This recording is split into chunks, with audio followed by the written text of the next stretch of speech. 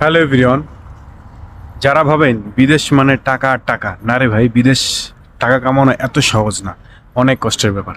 ওটা এখনও প্রত্যেকটি দোকান খোলা, আমাদের কিছু করার নেই। দোকান যতদিন মধ্যে অফ না হবে ততদিন বাসায় যাব না, এবং খাওয়া দাওয়া তার রাত 12টার পরে ভাববো কি খাবো কি খাবো না। মানুষ ভাবে যে বিদেশ আসলেই মনে হয় টাকা, বিদেশে যারা থাকে তারা মানে অনেক টাকা কামায়।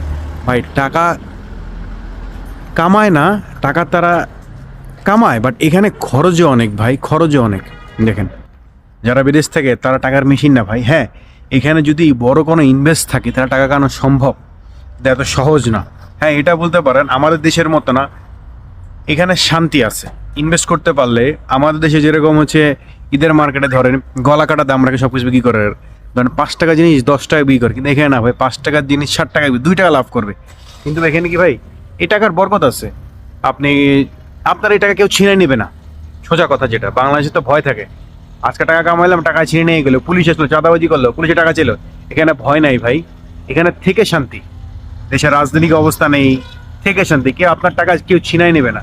এই জন্য মানুষ বিদেশ আসে। আগে মানুষ আসতো বিদেশ আসতো টাকা কামানোর জন্য, বাট এখন মানুষ বিদেশ আসে শান্তিতে থাকার জন্য, যে দেশের থেকে একটু শান্তি পাবে তারা। 2 টাকা কামাইলে সেই 2 টাকা কেউ ছিনাই নিয়ে যাবে না।